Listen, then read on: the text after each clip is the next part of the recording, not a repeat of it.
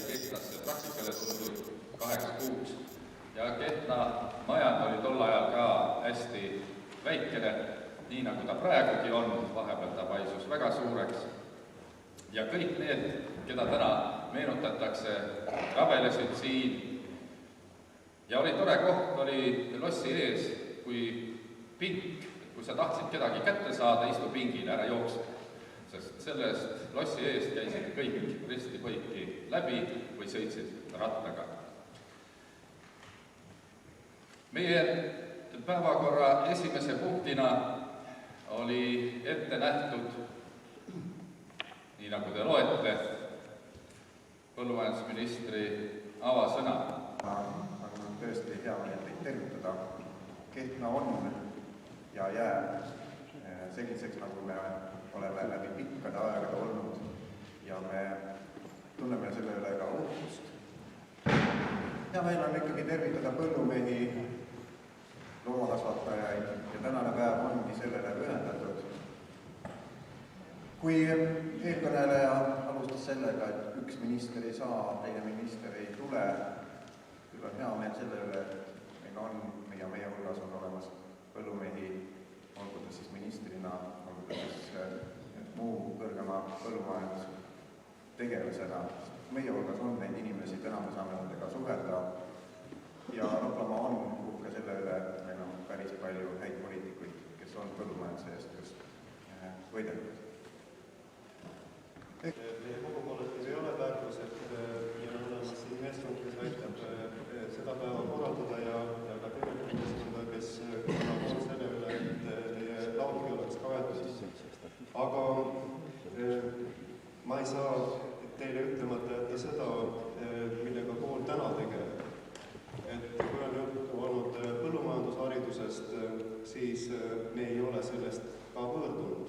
Aga meie seosed põllumajanduse haridusega on eeskätt läbi tehnika. Kooli fookus on suunatud eeskätt rasketehnika õppele, lisaks tehnikutele, juhtidele, põllumajandus, metsandus, ehitusmasinatele koolitame me suurel hulgal ka autojuhte ja transpordi rasketehnika hooldajaid, tehnikuid. Kooli traditsioonilise alana on tuntud meie toitlustus ja seda toetab veel ka ehitus ja ma usun, et põllumajandusega on seotud ka meie maa mõõtmine, geodeesia, maaparandus ja vesiehitus. Austatud kohalolijad, mul on rõõm näha saalis sellises mahus, sellises hulgas endised ja praegused kooli kaastöötajad. Väga hea meel on isegi hääldada värisema südamata, nii soojast ja raske tekib rääkida. Aga püüame aru saada, mis ma siis tahan selle tänase ettekandega teile öelda. Küsimus üldse, et täna selline üritus toimub. Aasta tagasi tekkis meil mõte kodus, kui ma Eesti ajalugu kirjutasin, et peaks rääkima, mis on Kehtna sigade katse. Vabandan, kas ma kuuleb saali või väriseb? Väga hästi, jah. Asi oli selles, et millegipärast aasta 07 lõppevad kõik olid väga tähtsad sündmused seakasvatuses ja tuligi välja, et 07 1957 tehti Kehtnasse Kehtna katse ja siit tagasi ma läheks natuke ajalukku ja vaataksime siis, kuidas on need katsejaamad ja seoskatsede areng Eestis toimunud. Aga pean kohe ka mainima, et see üritus üldse teoks sai, siis meile suure rahapanus üleval ja nagu teil all näete, MES, see on Eesti Maaelu Sihtasutus, nii et igale. No siin on lühidalt algust toodud see osa, miks ja mis sündmused Eestis Kehtnasse on olnud. Näete, 50 aastat tagasi tehti siis katsejaam sigadele, 40 aastat tagasi lindudele ja Kehtna kultuuriselts püüab seda asja siis täna tähistada. Ja räägiti juba, mis on meie positsioonid olnud selles teaduses, hariduses või loomassa alal. Samal eeslõigul on tohutult tähtsusena kunstliku seemenduse, millest ka hiljem juttu tuleb, ja siin on ka oma daatum ja tähtajad möödunud. Ja 60 aastat tagasi tehti ka Helmi instituut Tartus, kus seos osakontoor hiljem kehtestas see.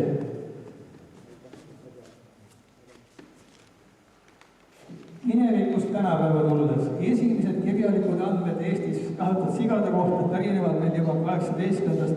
sajandist, aga sigade tõuaretu korraldamiseks asuti alles 1923. aastal, kui loodi Eesti seakasvatajate selts.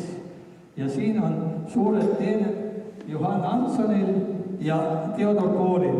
Esimene neist õppis ja koges seda, kuidas sigu kasvatada Taanimaal. Ja tema kogemuste põhjal, kes tegi ka selle seltsi põhikirja ja oli kasvastaja liige, tegutses see selts terve kodanliku aja kuni aastani 1939, isegi 1940 ja lõplikult need seltsid likvideeriti, kui Nõukogude võim tuli tagasi Eestisse. Nii.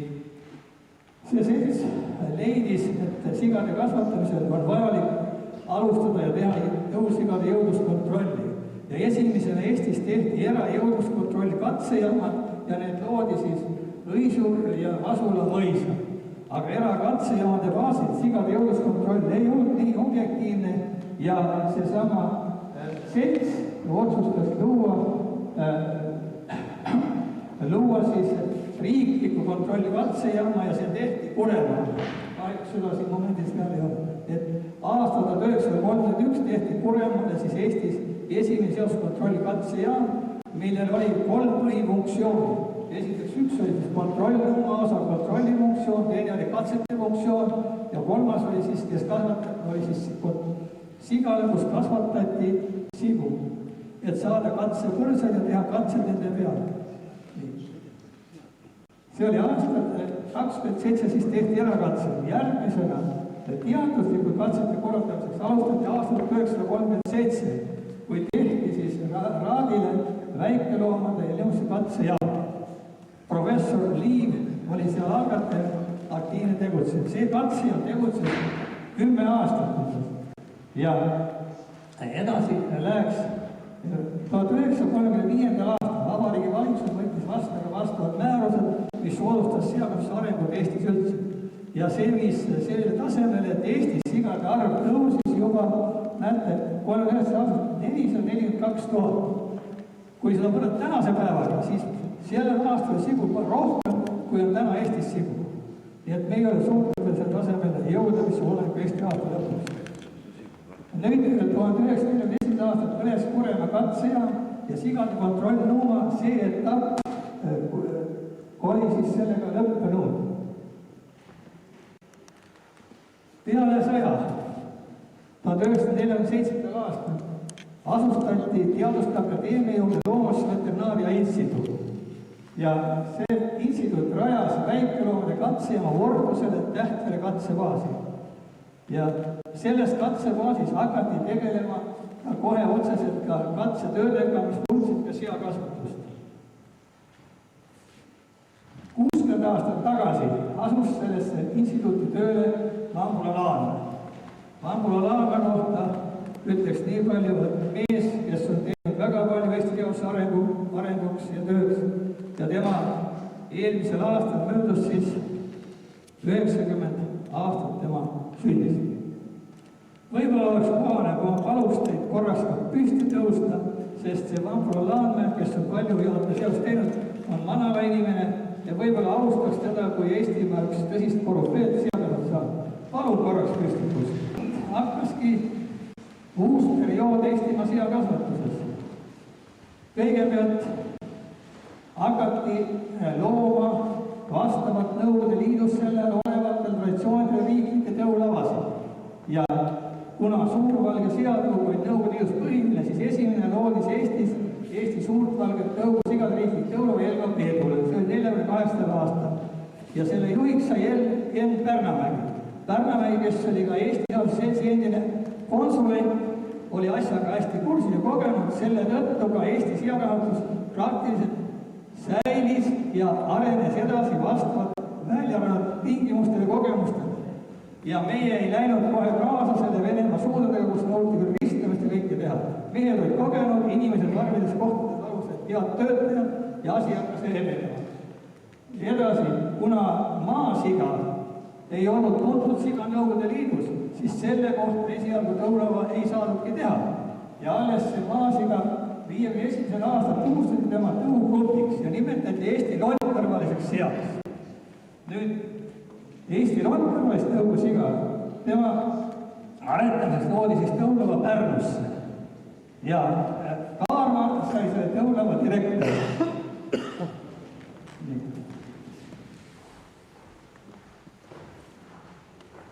1956. aastal Tartus, kui loodi teadusasutus, tehti Eesti Loomsveterinaarteaduse Instituut ja ta sai omaette üksuseks ja seal olid oma allüksused ja seakasvatuse osakond, mis moodustati siis 1957. aastal, tema suunati Vambula Laanmäe Kehtnasse ja esimese ülesandele anti talle välja arendada sigade kontrolli katsejaam, kus saaks hakata rakendama sigade kontrollnõudeid.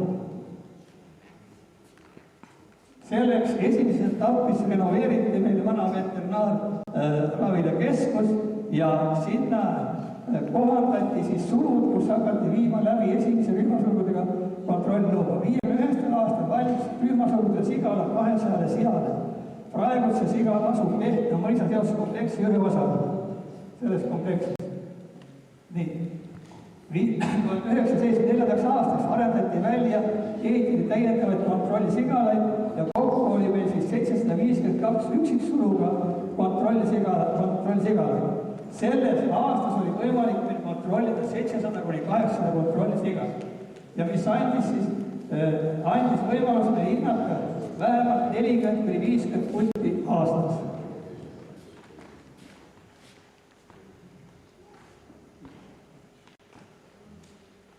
Perioodil siis 58–1994 ilmus meil 36 sigade kontrollnumma brosüüri ja kokku oli 123 trükivooga.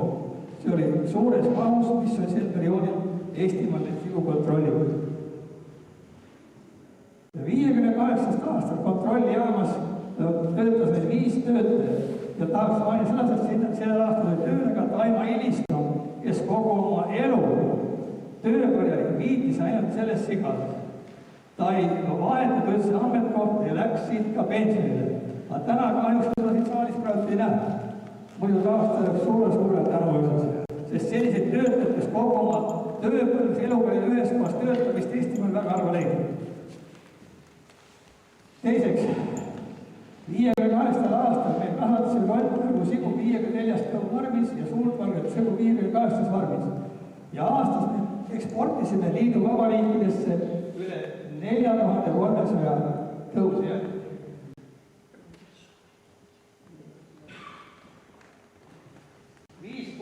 1961. aastal töötasid siis selles katsebaasi järgmised allüksused. Kõigepealt seostuse osakond, kelle juhatajaks oli Vambula Laanmäe, sigade kunstliku seemenduse laboratoorium Toomas Vaidiga, söötmissektor Leo Jõe-Nikul, seale uurise laboratoorium Kalivõrd. Ja osakonnas töötas meil kokku 19 töötajad ja nendest oli 4 teadurit. See oli üks tõsine tööperiood, kui valgas sellest teadused. Nii, nõukogude ajast võiks väga pikalt rääkida, sest see kõige pikem tööperiood katsejaamas, aga ma püüan siis ruttu edasi ehitada. 63. aastal asuti uurima ka kunstliku seemendust siin Kehtnas ja Toomas Vaines esimene mehi, kes selle tegelema hakkas. Ja seemenduskuttide pidamisest ja kohandati jällegi see vana veterinaarravili. Hiljem ka kasutati ka vasikalaud ja 30 aastat selles seemendusjaamas kauale töötavad Johan Korga, Aivo Altmann, Valli Eidat, algusest peale hakkas seal 6 mildi ja ka tööle ka põllumarvu. Nii et sellest varmisisest kunstliku seemenduse punkti hakati välja õpetama Kehtna seemendusjaama baasil. Nüüd esimene 50 kuldikohaga kunstliku seemendusjaam, mis vastas seemenduse nõuetele laadis 30 aastat tagasi. Ja siit alustati spermamüüki seavarmidele ja hakkasid propageerima seemendust. Sigade aretussüsteemi täiustati pidevalt ja oma jõudluse meetod võeti kasutusele ka sellest ajast. 89. aastal hakati hindama meil juba 19 000 noor siga oma jõudluse meetodil. see tähendab ultraheliga me hakkasime mõõtma noortel tõusigade teki paksust, määrama siis nende juurdekasvu vanused ja selle järgi valikuid tegema.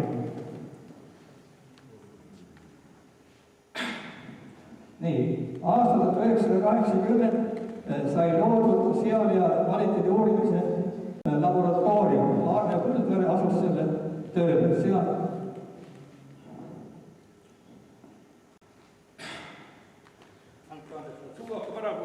arva räägib.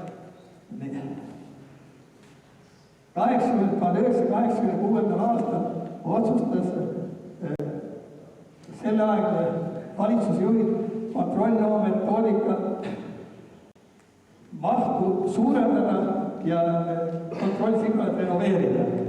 Selleks plaaniti ette rekonstrueerida kehtiv kontrollsigala ja ehitada täiendavalt uus kontrollnova sigala Tartusse. Ja see periood Tartu seose katsejaama töötas rõhul lühikest aega 90–96. 1986. aastal osakonnas Naabol-Laadme suunati pensioni poole peale ja Eilat pandi siis seda katsema edasi vedama, mis sai aga väga raskeks perioodiks, sest renoveerimistööd käisid, aga sel perioodil oli ka Eestis ka kõige suurem sigade arv, sest aastast 1990 oli meil ajalooliselt suurim sigade arv, seda oli 1 miljoni. 90. aasta alguses olid suhteliselt ebasoodsad tingimused ja tulenevalt riigi poliitikast hakkas pidevalt taandareng seakasvatus peale. Ja kui teha siit õige tulevikku, siis aastal 1999 oli sigade arv ainult 285 700. Tähendab, ta oli juba 2 korda väiksem, kui oli ka Eesti Vabariigi lõpus.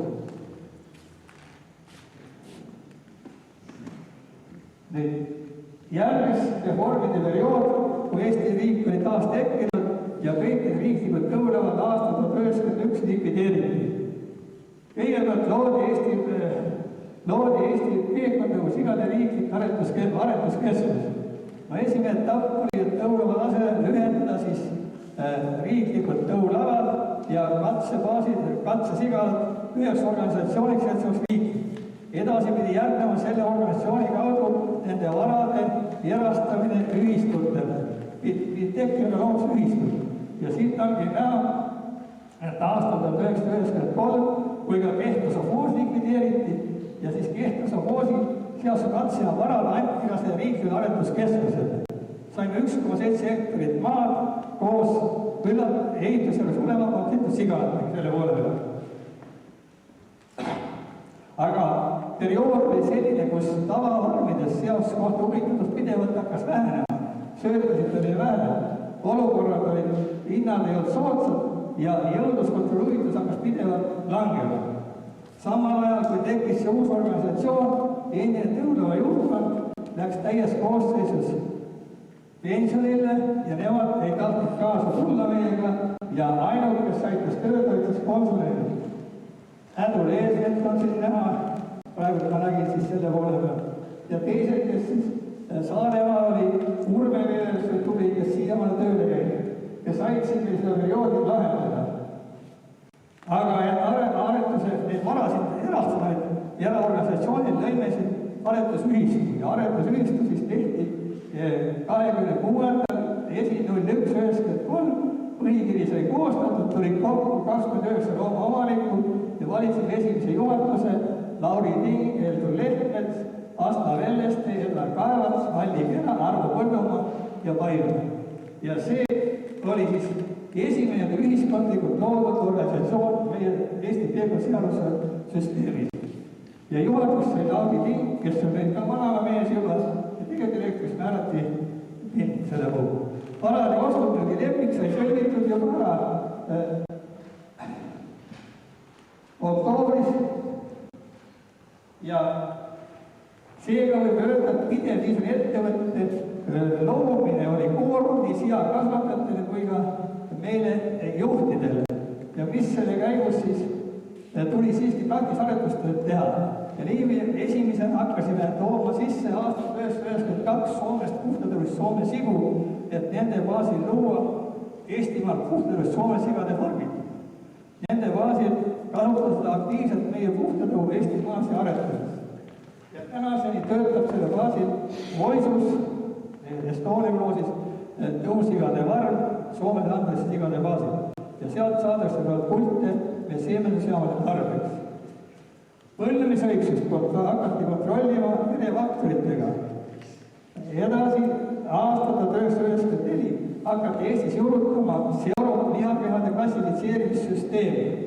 Ja siin oli initsiaatorist Tallinna lihatööstus, Lembit Kivisild ja Arne Solman, kelle aktiivselt. Tänu selle süsteemi juurutamisel Eestis osteti sisse meil spetsiaparatuur lihatööstuste jaoks, see oli Ultravom 100 ja samal ajal ka Piklok 105, mis oli mõeldud ka elussigade ostmiseks lihatööstuse jaoks. Meie kasutasime seda juhust ja ostsime need Piklokid farmidesse tõusigade omajõudluse hindamise meetodi määramise vahendiks. Ja neid on kasutatud tänase päevani Eestis selle poole peal.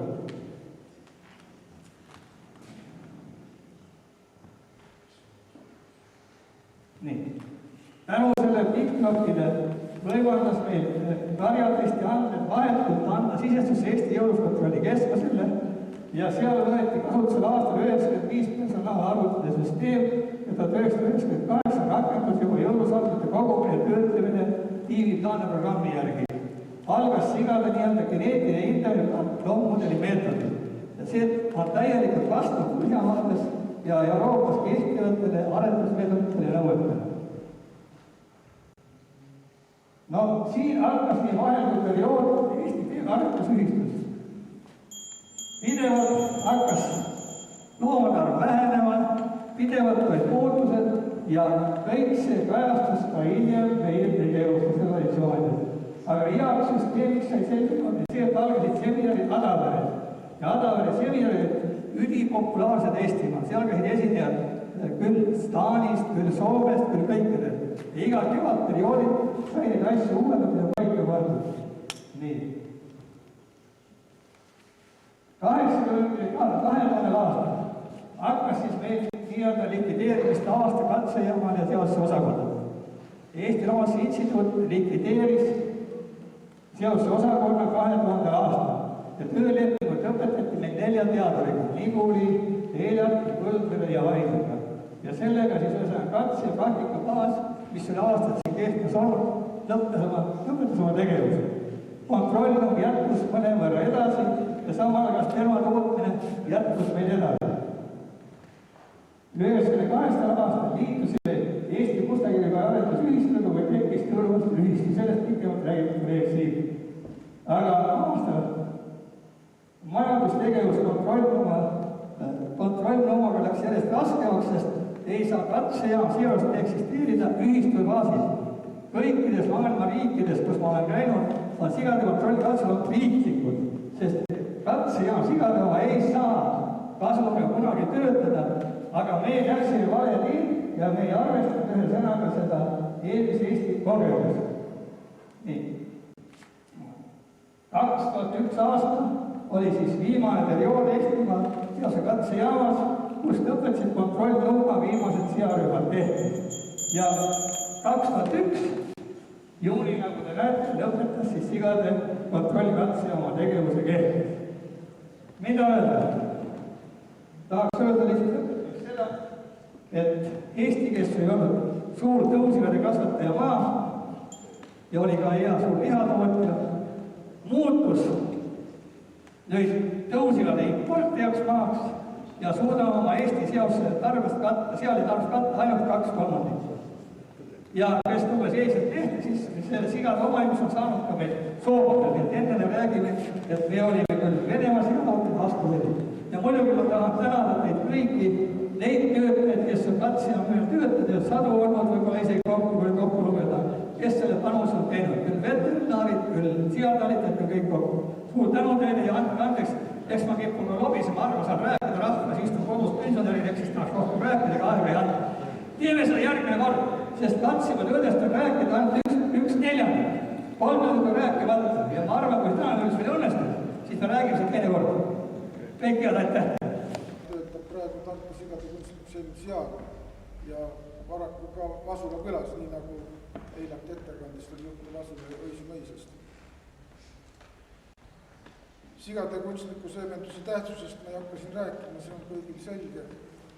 Minu andmetel tehti esimene kunstlik seemendus sigadele Toomas Vaini andmetel 61. aastal Ants Põltsalu poolt Tartu sovhoosis, kus seemendati 2 siga, kus kumbki ei olevat tiimiks jäänud. Võib-olla Toomas Vaid räägib hiljem täpsemalt sellest asjast. Nii et Tartus sai nagu siis alguse see seemendamine ja ta kolis Kehtnasse ringi, kus saavutati nimetamisväärseid tulemusi. Aastatel 73-75 seemendati Kehtna seemendusjaama poolt aastast 1000 kuni 1500 evist. Siis Tartu seemendusjaam alustas tööd peale katsejaama likvideerimist 1996. aastal, alustas nullist ja saavutas tulemused niimoodi, et 2006. aastal realiseeriti 49 000 doosi spermat. Kui palju seemendati emisid, selle kohta meil andmed puuduvad. Realiseeriti 49 000. Kuna emisi seemendamiseks kasutatakse 2 doosi spermat, siis sellega saab seemendada umbes teoreetiliselt 25 000 emist. Keskmise tiinestuvusprotsendi 70 juures annab see 17 kuni 18 000 tiinet emist.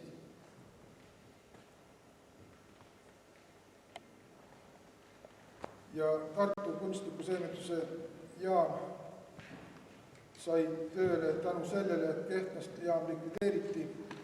Kehtna inimeste baasil me õppisime selle töö muidugi ära ja levik sai teoks tänu sellele, et seemendusjaama personal ise organiseeris sperma farmidesse transportimise ja organiseeris ka kunstliku seemendustehnikute väljaõppe koha peal kursuste baasil Tartus ja ka farmides. Praegusel ajal on meil organiseeritud nädalas 4 spermaveoringi üle Eesti. See on Tartust kuni Saaremaale välja. Pluss peale selle kasutame ära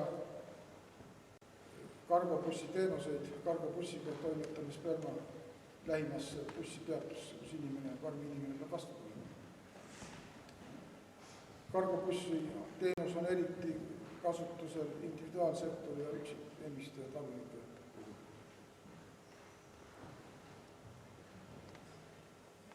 Tartu seemendusjaamas, ma räägin seemendamist ainult Tartu seemendusjaama baasil, kuna teatavasti Eestis on veel teisi seemendusjaama, mille kohta meil on puudu.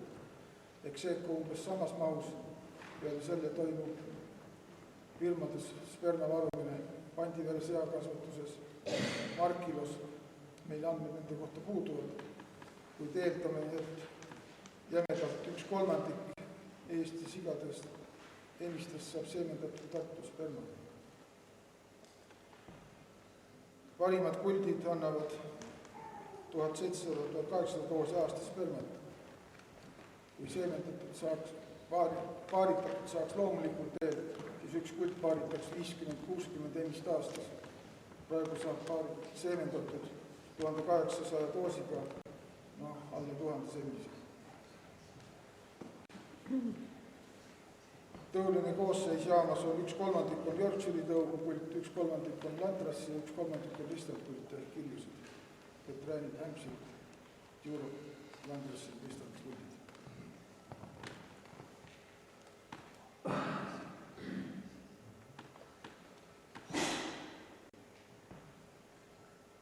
Seemendustulemuste kohta nii palju, et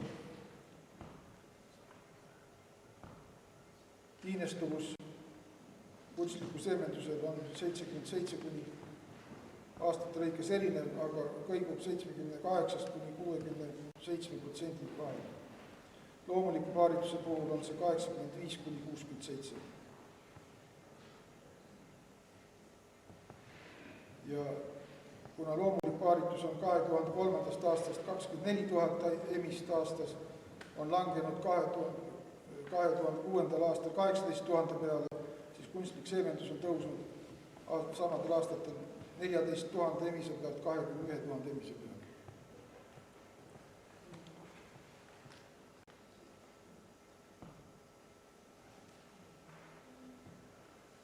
Millised on praeguse aja kitsaskohad ja probleemid kunstliku seemnetusega? Üheks suuremaks probleemiks on sigade arvu vähesus, tõufarmide väike arv, kuna põhiliselt on ainult 3 tõufarmi, kust me tõupulti saame. Need on Tännassilma farm Estonias, Pihlaka farm Harjumaal ja Saimene Viljandimaal. Kuna puldi spermaga saab tegeleda ainult värske spermana 3 päeva vanuselt, siis tähtis on transportimine farmidesse. Ja me püüame seda teha nii, et sperma oleks hiljemalt lõunaks 12 kella 9 igas farmis kohal, et inimesed saaksid selle tööga hakkama saada. Ja üks tähtsam lugu on ikkagi kaadri väljaõppe, mida me oleme regulaarselt teostanud vastavalt vajadusele, kuidas inimesi on ja soovijaid on. Tänan tähelepanu eest. Linnakontrolli katsejaamast on natuke üle 8 aasta, aga see selleks.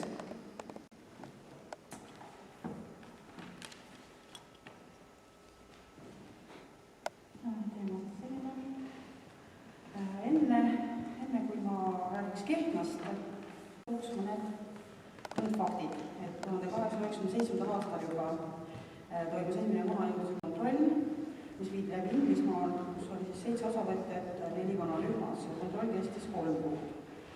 Sellelaadsed need munemistestid või konkursid korraldati igal pool ja seal valis siis tol hetkel kanakasvataja need kanad võistlusmajadesse. Ja Eestis töötas ka sellelaadne kontroll kanala Kehtnast 1926–39 aastane, mitte küll seal, kus see tegevus nagu lõppes, aga ausalt mina täpselt seda ei teagi, seda teab proua Laanmäe, võib-olla päeva hilisemalt poolelt ja siis täpsustate seal, kus kohas see täpselt oli. Kontrollkanalas oli siis 6–9 paremast kanakasvatusest 5 kana.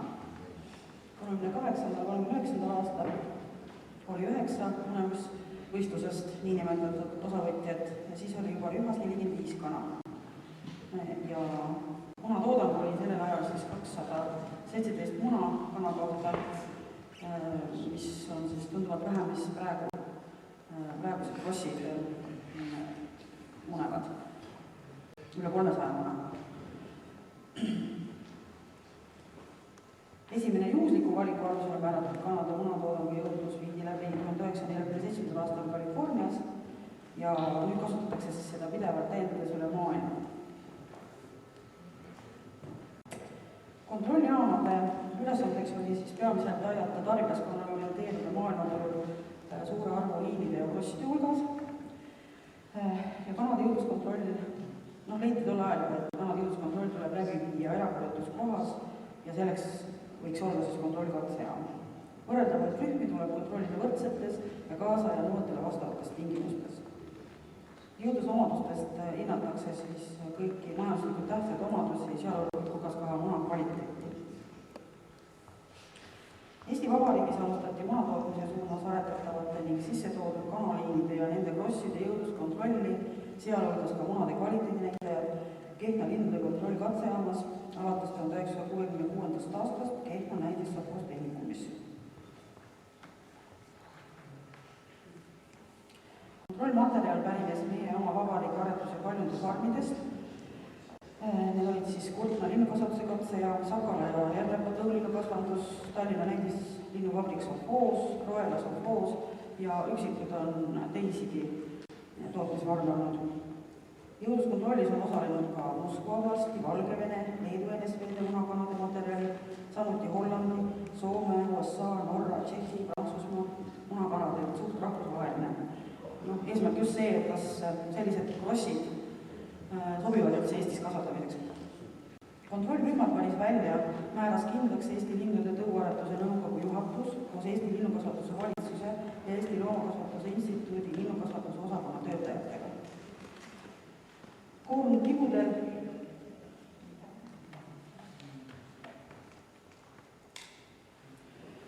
määrati sugupool, kusjuures juhusliku valiku alusel üleskasvatamiseks võetud kanatikud märgistati vastavalt päritolule varvalestades jälkimise või muustamisega.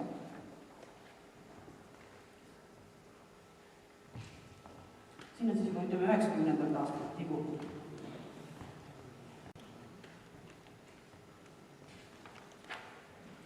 Tibud kasvatati üles võrdsetes söötmise pidamistingimustes, põrandaalusega varvavanul, akende ja jooksuaiaga tibulas ning loodusliku valguse tingimustes. Alates 1974. aastast seoses uue kontrollkanala koos tibulaga valmisega, aga akendeta tibulas. 120 ja 130 päeva vanuses viidi need maakanad siis kanalasse ja moodustati juhusliku valiku alusele vastavalt põlvnemisele kontrollrühmad 2-3, põhiliselt 50 kana korduses ja 89. kontrolliaastast juba siis 4. korduses ehk 200 kanarühmas. Ka kanu peeti võrdsetes söötmispidamistingimustes. Tibusid ja kanu söödeti segajõusöödaga isu järgi. Kanad kasvatati 1974. aastani varravanul, sulgudes, akendega lindlas ja loodusliku valguspäeva tingimustes. Sügis- ja talvekuudel kasutati siiski elektrivalgustust. Nii et valguspäev kestis siis 14-15 tundi. Ja 74. aastast siis peetakse kanu akendeta lindlas individuaalpuurides ja valguspäeva pikendati siis 10-16 tundi. Kanade mahajõudluskontrolli alustati enamasti 140-päevaste kanadega ja lõpetati siis 475 või 504 päeva vanuseks saamiseni. See on siis kas 12 või 13 kuud. Arvestust peeti 4-nädalaste perioodide kaupa. Alates 74. aastast peetakse kanu akendeta lindlas individuaalpuurides, kusjuures süüst on korpus. Siin on siis nüüd juba uued söödakõnad ja siis nad on üksikud, näed, kohe seenad on nagu aeg.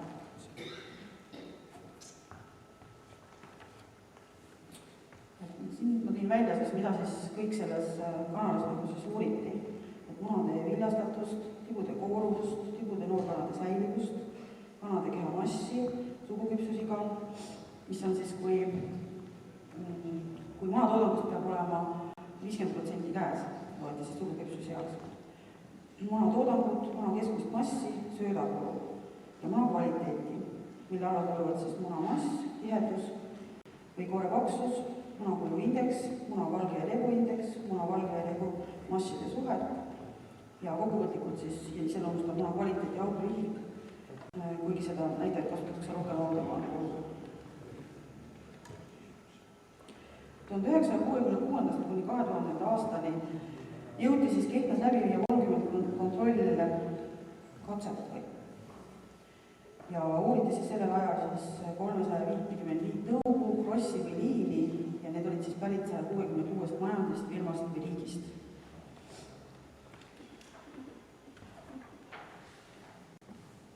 Kes siis viisid läbi neid?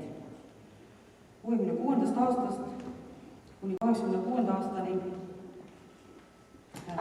oli Liidalaanne, põllumajanduskandidaat, ta sai vahepeal kohata, 90. aastast kutsuti ta uuesti tagasi ja 1993. aastani. Seal tegelikult tema tegevuse lõppenud, ma räägin sellest natuke hiljem. 1986. 90. aastal oli Merike Tootsi ja 92. aastast kuni 2000. aastani olin mina. Ja selle 92. ja 2000. aasta vahel sai siis tehtud diplomitöö sellel materjalil ja ka magistritöö ja sai ka Eesti Rahva Liiget tõstetud, mille ajal siis kontrollis seda tegevust siis jälgis Leila Vaanmäe. Tõin siinkohal ära ka minule teadaolevad inimesed, kes on ka kontrollile katseamas siis nagu töötab, kes tegelikult küsisid selle töö ja need kanad ära talitasid. Ida Veinsalu, Ida Kartav, Virve Aabel, Elvi Pärenson, Ele Vahter, Eevi Šmeiman, Piret Küttis ja vähesel määral ka nii Kehnalane või oli keegi haigeks jäänud või no mida iganes põhjus oli. Tänan tähelepanu eest, aga ma tahaks veel austatud konverentsist osalejad, mul on täna siin hea meel siis rääkida natuke Eesti maakarja aretust edendanud isikutest. Neid on olnud siis aja jooksul 6 kõige tähtsamat ja eestlastel on üks tore vanasõna, kes minevikku ei mäleta, see elab ilma tulevikuta. Ja tegelikult see ongi siis üks põhjus, miks ma nüüd siis nendest meestest tahaksin natuke rohkem rääkida. Alustaksin siis kõigepealt Alexander Lilienplatist. Ta oli Eesti maakarja aretuse suurem entusiast. Ta sündis 18. detsembril 1880. aastal Pärnumaal Järja vallas Veelikse mõisas Moonaka majas. Alghariduse sai ta Järja valla ja Saarde kihelkonna koolis ja peale seda töötas ta 3 aastat vallakirjutaja abilisena. Kuid siis avanes tal võimalus minna õppima Soome, kuna Soomes oli karjakasvatus kõrgel tasemel, siis sai ta sealt väga suuri teadmisi ja esialgu rakendas ta neid seal Soomes, kuid hiljem 1909. aastal tuli ta tagasi Eestisse. Ta sai töökohaks Põhja-Liivimaa põllumeeste seltside kesktoimkonda ja kuna ta nägi Soomes, et Soome kari oli hästi kõrgelt juba arenenud, selle Soome karja aretusega oli juba siis tegeldud ligi 40 aastat ja ta nägi, et ka Eestis on palju selliseid sarnaseid veiseid nagu Soomeski, siis võttis ta enda eluülesandeks kasutada oma maakarja parandamise kogemusi Soomest, mis ta sai nüüd ka Eestis. Ta asus iseseisvalt uurima Eesti maakarja, viis läbi mõõtmisi, hindas kehaehitust ning toodangut just esialgse tõuraamatu sisseseadmise sihiga. Kuna ta oli ka hea kirjamees ja hea sõnamees, siis esines ta mitmetel koosolekutel ja tänu sellele sai ta ka riigi rahad peale, nii et aastatel 1913–1914 viidi läbi uurimisekspeditsioon Eesti maakarja kohta.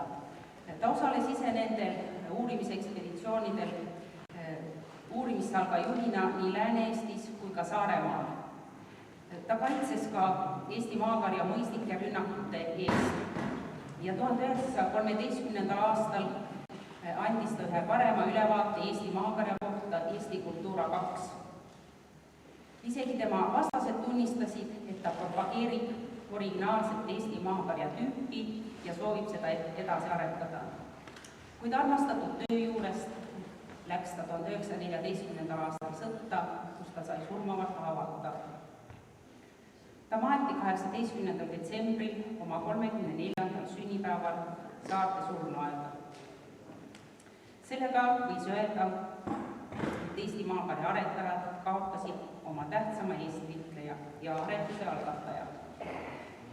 Ja Peeter Kallit oli siis Alexander Lilienplati töö jätkaja ja tema kirjutas oma raamatus 1930. aastal. Ei oleks olnud Lilienplatti, ei oleks ka meil enam maakarja ja selle arenduse töö. Sellepärast ütlevad need, kes teda tunnevad, Lilienplati tööd teda tänini ja edaspidi maakarja vaimseks isaks. Peale Vabadussõja lõppemist hakkasid siiski Eesti maakarja kasvatajad koonduma, et alustatud tööd jätkata. Ja 1920. aasta kevadel registreeriti Eesti maakarja kasvatajate seltsi põhikiri, millele olid siis alla kirjutanud Hans Virkus, Johann Hansen ja Henrik Lauri. Ja 1. maist 1920 asus Peeter Kallit Eesti maakarja seltsi teenistusse sekretäri eritundjana, kus ta töötas sellel kohal kuni oma surmani. Nii järgmine mees, kahjuks pilt on natuke ebaselge, Peeter Kallit siis, kes kogu oma teadliku elu ühendas maakarja aretusele. Ta pärines Vana-Kariste vallast Kivisilla talust. Pärast Halliste kihelkonna kooli lõpetamist töötas ta vallakooli õpetaja abina, siis lõpetas 6-kuised põllumajanduskursused Aleksandri kooli juures, kuid nendest teadmistest jäi ta väheks ja nagu eelminegi inimene Aleksander Liljenpät läks temagi Soome edasi õppima.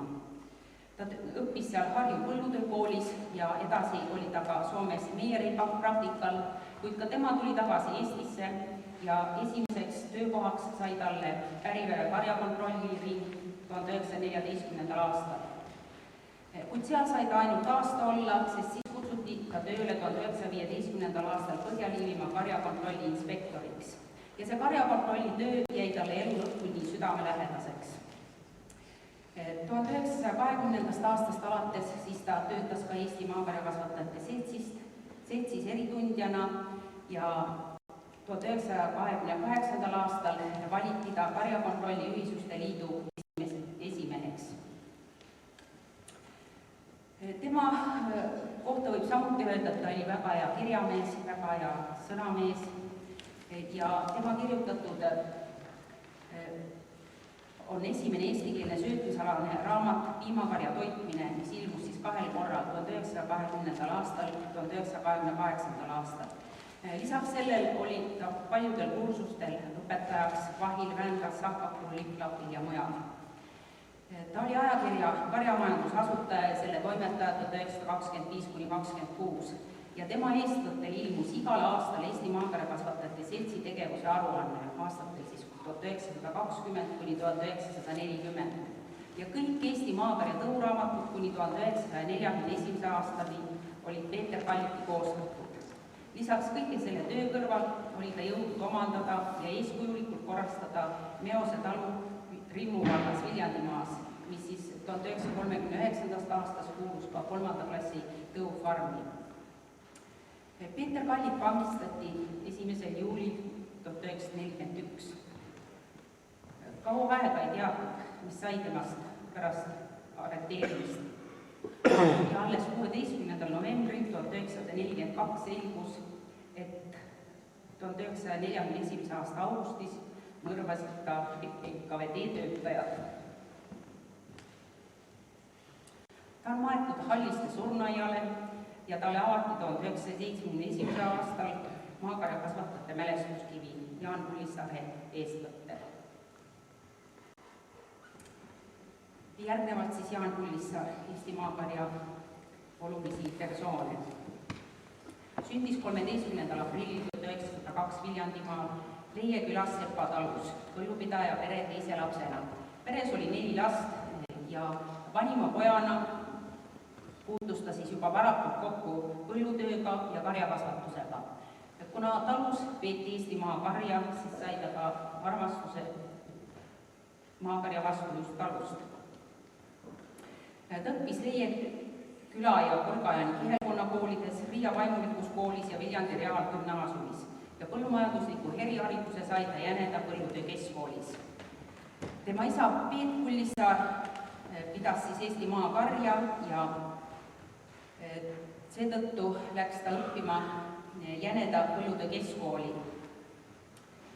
Kuna Peeter Kallik käis Jäneda põllutöö keskkoolis maakarja aretustööd tutvustamas just eesmärgiga, et saada seltsi tööle mõni tubli noor inimene, siis tegi ta selle ettepaneku Jaan Pullissaarele. Kahjuks Jaan Pullissaar esialgu ei saanud seltsi tööle minna, kuna vaja oli jätkata oma kodutalus.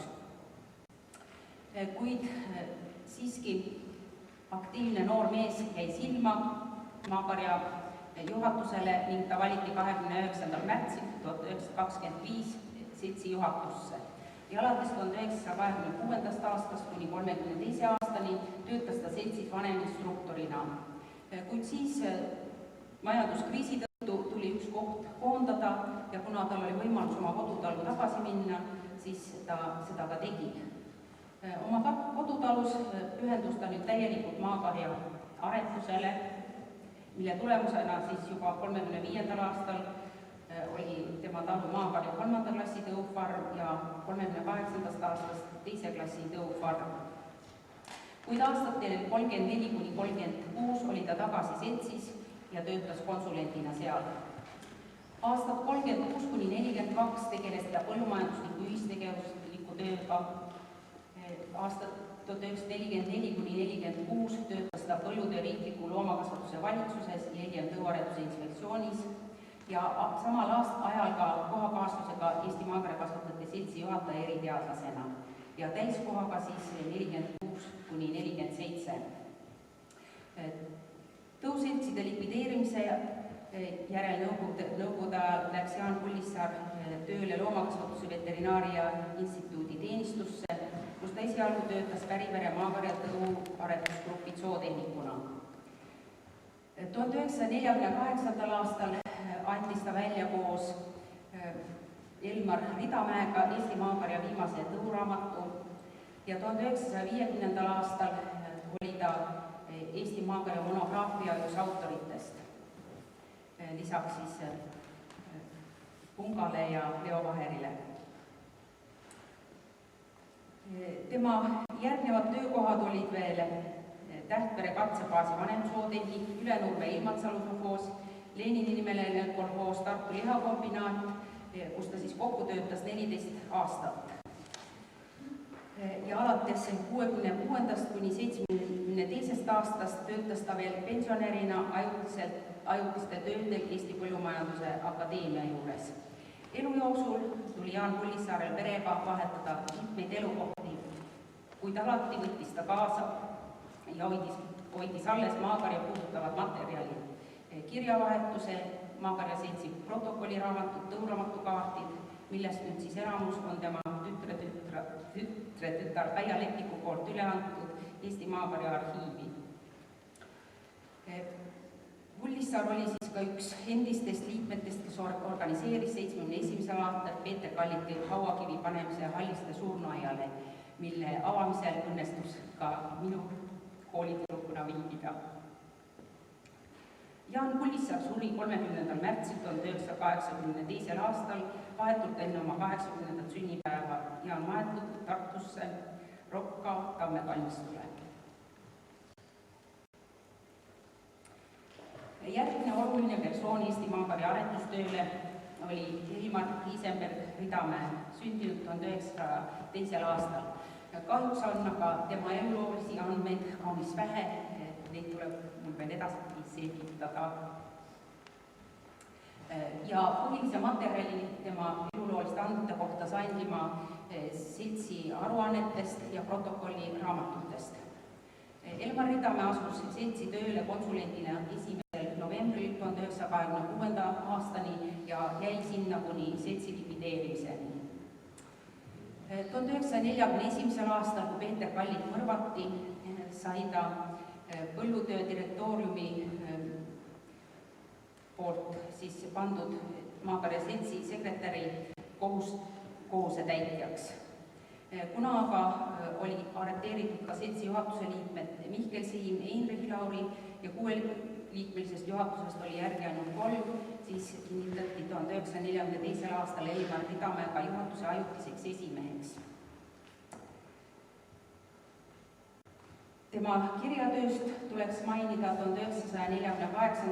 aastast siis viimane Eesti Maakarja tõuraamat, ta oli siis üks autoritest.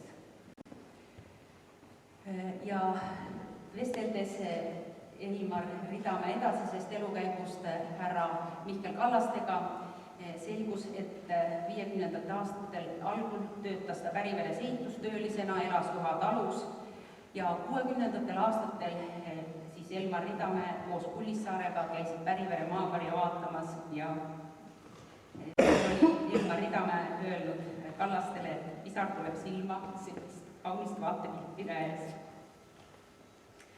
Kuidas aga kulges Ridamäe elutee hiljem, see vajab eluruumist. Selle pildi peal esiplaanis näete 8-aastast poisikest, kes lüpsab maakarja lehma. Tema kohta võib öelda niimoodi, et see oli ta lemmiktegevus ja kui hommikuti ema vahest unustas ta üles ajamata, siis käis ta terve päev nörginuna ringi. Ja tegemist on Ain Ilmar Leeslingiga. Sündis 1921. aastal 22. detsembril Lamsare 7-lapselises suurtalus. Tema vanemad olid edumeelsed, haritud inimesed, samuti Soomes ennast koolitanud Emma Mälberg Leesment oli kodumajanduse asjatundja, ta sai hariduse Soomes ja seetõttu oli ta Põhja-Liivi ja Eestimaal põllumeeste keskseltsi instruktorina üks esimesi ja ta andis ka välja esimese Eesti kohvaraamatu, mille järgi nõudlus oli suur, nii et hiljem veel teistkordselt avaldati seda raamatut. Ja isa kuulus mitmetesse seltsidesse, oli Eesti Maakarakasvatajate Seltsi juhatuse esimeses koosseisus. 1914. aastal oli juba talus maakarja katsekari ja hiljem sugulava. Ja Ain Ilmar Leesmets siis sai oma alghariduse Jääri algkoolis, siis õppis edasi Pärnu poeglaste gümnaasiumis, mille lõpetas Vändra keskkooli, sealt edasi juba läks Tartu Ülikooli põllumajandusteaduskonda. Kuid vahepeal tulid sõjaaastad, raske majanduslik olukord, kodutalu natsionaliseeriti, ema suri kodu kaotuse valu tõttu ja isa pühiti Siberisse, kus ta siis Kukla lasuga maa lasti. Ja vennad pihutati mööda maailma laiali. Kuid vaatamata sellele tuli ta tagasi ülikooli ja jõudis siis diplomini 1949. aastal. Represseerimishirmus pidi ta vahetama mitmeid elukohti. Esialgu siis esimeseks töökohaks oli Kostipere sovhoos Harjumaal, siis Niinja sovhoos Tartumaal, sovhoos Tartumaal, siis tulid aspirantuuri aastad.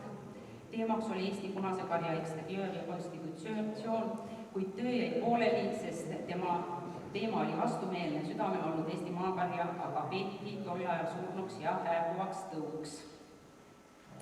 1960. aastal õnnestus tal kokku saada härra Mihkel Kallastega ja 1961. aastal ja ta siis tuli Pärivere näidissovhoosi tõuaretussootehnikuks. Sealt edasi juba Pärnu sovhoositootmise valitsusse ja aastatel 73–89 Eesti mustakirjukarja tõulavad sootehnikuna, sealhulgas maakarja tõuaretustöö. 1989. aastal taasiseseisvumisperioodi eel õnnestus siis Ainil taastada ka Eesti maatõu, kuulutada iseseisvaks tõuks ja asutada Eesti maakarja kasvatajate selts, mille juures ta siis töötas sekretär eriteadjana kuni 1995. aastal. Vahepeal aga õnnestus kätte saada ka kodutalu, kus ta siis peremehena sai toimetada ainult 3 aastat. 1994. aastal oli aga seal juba teise klassi maakarja tõufarm. Maakari toodi põhiliselt tagasi Päriverest, kus siis natsionaliseerimise tõttu siis kunagi Laksaare talu kari viidi, nüüd siis toodi tagasi need järglased, kuid esialgu ainult 19, eesmärgiks oli saada 50. 1995. aastal aga juba esimese klassi tõufarm. 1992. aastal tunnistati Ain Ilmar Leesmendi tööd Pärnumaal Jakobsoni nimelise põllumajandusmedaliga. Kuid kahjuks tema elutee lõppes õnnetult laudas lahti pääsenud tule tõttu ja pull lõpetas siis 8. veebruaril 1996. aastal Ain Ilmar Leesmendi elutee. Tema publikatsioonidest siis olid Eesti punastõugu lehmade karakujust ja mahust, Eesti punase karja kõrge toodanguste lehmade välimikust, Eesti maakarja aretus perspektiivplaanid, siis Eesti maakarja seltsi tegevuse meenutusi, siis Eesti maakarja pulliliinid, Eesti maatõugu Eesti aretusperspektiivid. Ja nüüd lõpuks siis võib-olla härra Kallastest saan natuke vähem rääkida, aga tema on meil täna kõigile siin kättesaadav, istub seal härra Kallaste. Ja härra Kallastet võiks pidada nõukogude perioodi aegset maakarja hoidjaks ja aretajaks. Sellel aastal tähistas ta oma 80. juubelit. Võib-olla noorusest ma eriti ei räägi, aga räägib siis sellest ajast, kui ta siis 1950. aastal sai kõrgharidusdiplomi ja ta suunati Pärnumaale Kõrsa sovhoosi. algul agronoomina ja hiljem siis 52–87 töötas ta Päriveres siis agronoom, peaagronoom, direktori kohusetäitja alates 57. aastast direktorina. Lisaks Eesti maakarja aretustööle oli ta ka seotud nii Eesti peekonitõu seaaretusega kui ka Tori hobuse aretusega, nii et igati kohalike loomatõugude aretusele ja säilitamisele pühendunud inimene. Ja Pärivere sovhoosis oli tol ajal siis suurim maakarja tõufarm, kus säilitati ja aretati üle 1000 Eesti maakarja tõuveise ja tänu sellele oli siis Eesti maakarjakasvatajate seltsi taasasutamisel võimalus sealt anda maakarja loomi paljudele eraloomaomanikele. Härra Mihkel Kallaste on 1964. aastal saanud teenelise agronoomi aunimetuse ja 1999. aastal Pärnumaa vapimärgi kandjaks. Nii et igati teenekas ja tubli meie kohalike tõugude aretaja on siis ka täna siin. Teil on võimalus temaga rääkida. Ja teine vanema põlvkonna esindaja, härra Valentin Sooberg, on meil täna samuti siin. Loomulikult see tänane ettekanne on ainult põgus, sest meil on ka väga palju teisi tublisid maakarjakasvatajaid, kuid eks nende tööd kiidavad ise kõige paremini.